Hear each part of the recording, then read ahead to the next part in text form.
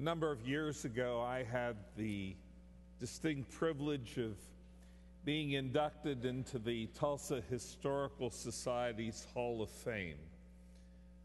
My presenter was my dear friend, Mouzon Biggs. Last October, I had the privilege of presenting Mouzon for induction into that Hall of Fame. Believe me, it was not a payback. It was a distinct honor. 2 evenings ago, as Jerry commented, my congregation marked Nancy's and my coming retirement with a very special service at Temple Israel. Mouzon Biggs spoke with great sincerity on behalf of the community at that service. Believe me, this is not a payback. It's an honor I deeply cherish. As you've been reading in the more than kind articles written about our mutual retirements, we are 2 men of different religious perspectives whose faith has been deepened and enriched by our friendship of almost 1/3 of a century. I wish I could give proper credit, but I don't know who penned this poem, whose sentiments resonate with me. Consider yourself lucky if you have one good friend, a friend that is loyal and true, one you can confide in, share your thoughts with, one who will always be there to defend you. It's a friend like this that you must adore, one who plays a very important role, someone you can never forget because they are embedded in your soul. These are far and few between, so appreciate their true worth. While I do genuinely appreciate our friendship, there is one area of frustration. For many years now, Mouzon and I have been breaking bread or nibbling cookies together several times a month. And the inequality of this relationship is that on him it doesn't show.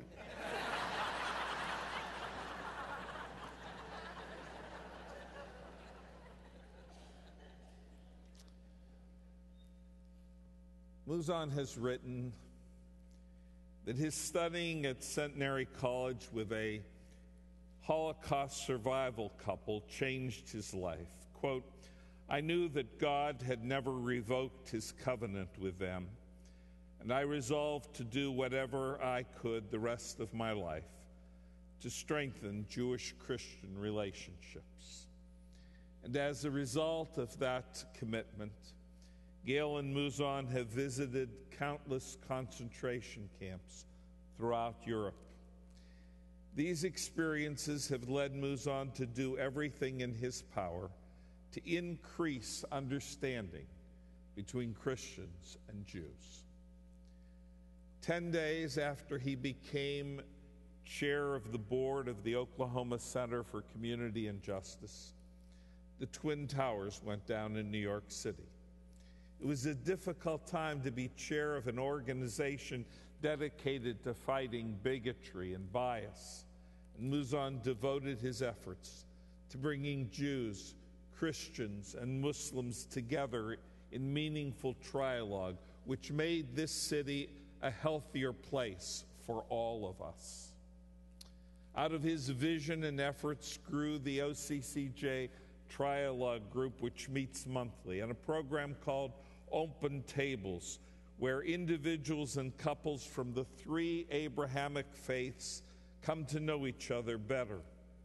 Boston Avenue United Methodist Church also hosted some 1,500 people assembled here to hear the Faith Club, a panel of Muslim, Jewish, and Christian women of faith. And year after year, the Martin Luther King Jr. Memorial Service has been held right here in this sanctuary. And one of the people consistently on the front line of the annual MLK March has been your senior minister. So in recognition of his interfaith and interracial work, Mouzon has received the Tulsa Interfaith Award, NCCJ's annual award, the Dr. Martin Luther King Jr. Keeping the Dream Alive Award, the Tulsa Jewish Community Righteous Gentile Award, Tulsa Rotary Spirit of Will Rogers Award.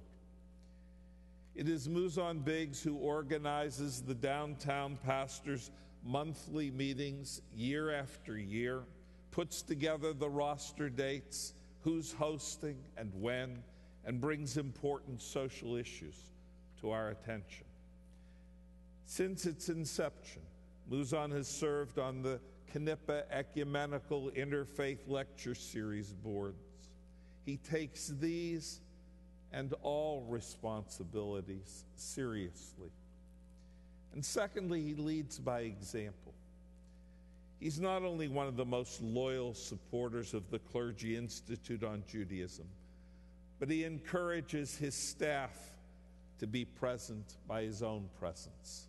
He doesn't ever ask another to do what he's not willing to do himself. This is a true leader. And third, he's infectiously positive and supportive. How many of us who have worked with Mouzon have received his words of thanks and appreciation, whether verbally or in a note? He's always looking to see how we can get our goal achieved, our work successfully completed, our task accomplished. Never one to wring his hands or bewail the circumstances. Mouzon helps us to see the light at the end of the tunnel. And I cannot articulate these words of tribute without commending Gail Biggs, Mouzon's companion, helpmate, and best friend for more than 52 years. My wife Nancy and Gail truly enjoy each other's company. Yes, they tend to commiserate together about their husband's work ethic. And frankly, both are concerned about what retirement holds for their husbands. Gail, with you by Mouzon's side, the future will be a good one, just as this past more than half century has been. You are truly Mouzon's greatest blessing.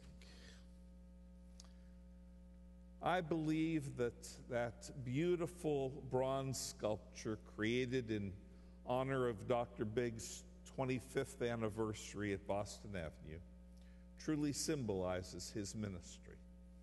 3 youth, a Christian, a Jew, and a Muslim, are linked in a circle on an angled surface to show that the work of binding the children of Abraham in a transformed world is continuous and can be a delicate balance.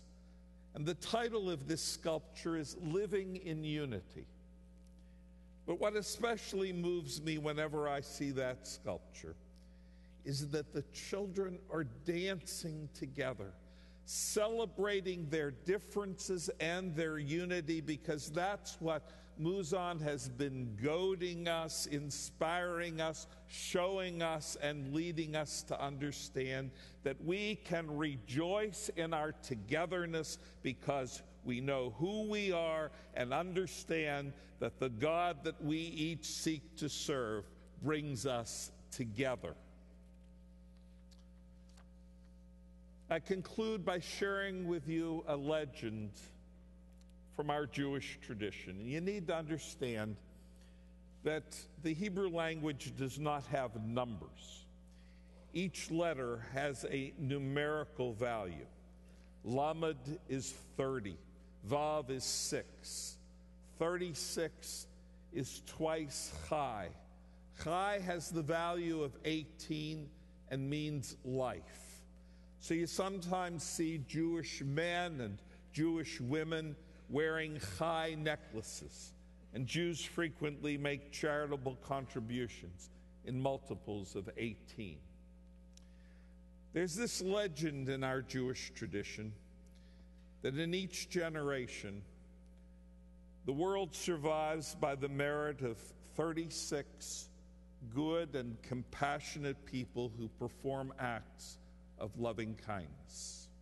Therefore, even if the earth, as in the generation of Noah, has earned oblivion, for the sake of these 36, these Lamed-Vavniks, God spares it. And the identity of these 36 is never known. They themselves are too humble to be conscious of the fact that they are among those who, by reason of their goodness, sustain this entire world. I've always believed that these 36 would not all be Jews. This world needs good Christians, good Muslims, good Buddhists and Hindus, good people of many faiths, and even good doubters. But I have absolutely no doubt that Mouzon Biggs is one of this generation's Lamed-Vavniks. And I thank God that you and I have been privileged to know this very special soul.